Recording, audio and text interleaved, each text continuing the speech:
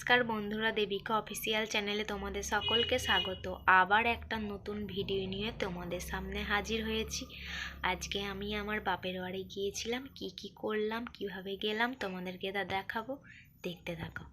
26শে জানুয়ারি প্রজাতন্ত্র দিবস, সকাল 10:30 নাগাদ আমি আমার বাপের বাড়ি যাচ্ছিলাম। রাস্তা দিয়ে যেতে যেতে আমি আমার দুজনেরই ভিডিও করে নিয়েছিলাম। ও কিন্তু সারা রাস্তায় হেঁটে গেছে, একবারও আমার কোলেই চাপে। চলো তাড়াতাড়ি চলো। আমার বাপের বাড়ি হচ্ছে আমাদের বাড়ি থেকে আস্তে আস্তে, মানে এ পাড়া ও পাড়া। আমরা হেঁটে হেঁটে যাচ্ছিলাম। আমি আমার মেয়েকে কোলে নেব বললাম বলে ও আবার ছুটে ছুটে যাচ্ছে। দেখো তোমরা, খুব দুষ্টু, পাকা বুড়ি একটা। কিন্তু পাকা বুড়ি হোক আর দুষ্টুই হোক, যাই হোক, ও কিন্তু আমার অনেক ছোট ছোট কাজ করে দেয়, যা বলি। লক্ষ্মী সোনা মা আমার শ্বশুর বাড়ি থেকে বাপের বাড়ি যেতে যেতে মাঝখানে একটা রাধাকৃষ্ণের মন্দির পড়ে। সেই রাধাকৃষ্ণের মন্দিরে আমি এবং আমার মেয়ে প্রণাম করে নিলাম এবং তোমাদেরকেও দেখিয়ে দিলাম। এটাকে আমরা বলি হরিসভা। 5 মিনিটের পায়ে হাঁটা পথ পেরিয়ে পৌঁছে গেলাম আমি আমার বাপের বাড়ি। আমার মেয়ে 1 মিনিট আগেই পৌঁছে গিয়েছিল, কারণ ও ছুটে ছুটে চলে এসেছিল।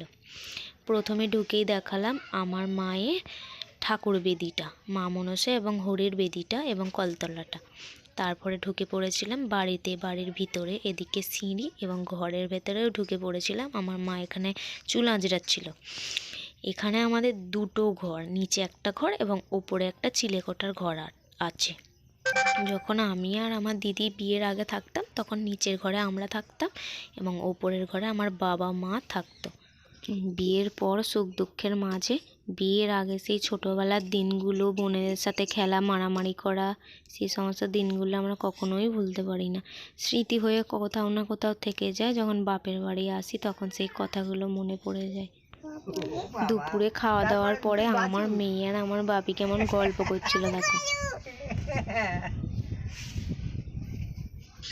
আমার বাবা যখন তার নাতি নাতনিদের সাথে গল্প করে, তখন আমাদেরও মনে পড়ে যায় সেই ছোটোবেলার দিনগুলো। দুপুরে না ঘুমিয়ে যখন জেগে বসে থাকতাম, তখন কত গল্প বলতো, রাজার ভূতেদের গল্প। সেই গল্প শুনতে শুনতে আমরা ঘুমিয়ে পড়তাম। আজ সেই দিনগুলো বড্ড মনে পড়ে। ভাবি মাঝে মাঝে সেসব দিন যদি আমাদের জীবনে আবার ফিরে আসতো, আর হয়তো কখনো হারাতে দিতাম না। কিন্তু মানুষের জীবন তো এক জায়গায় বাঁধা থাকে না, বড়ও হতে হবে, সংসার করতে হবে, সব কিছুই করতে হবে। তাই বাড়ি চলে এসেছিলাম সন্ধেবেলা। আমার মেয়ে এখানে একটা পুতুল নিয়ে খেলা করছিল। পুতুলটাকে আবার টুপি পরিয়ে দিচ্ছিল, নিজের টুপিটাকে খুলে আবার ও টুপি পরিয়ে দিচ্ছিল। দুষ্টু পাকা বুড়ি একটা। আজ ভিডিওটি এখানেই শেষ করছি। আশা করছি ভিডিওটি ভালো লেগেছে। ভিডিওটি যদি তোমাদের ভালো লেগে থাকে, লাইক, কমেন্ট এবং শেয়ার করে দিও এবং দেখতে থেকো দেবিকা অফিসিয়াল চ্যানেলে শর্ট এবং লং ভিডিও।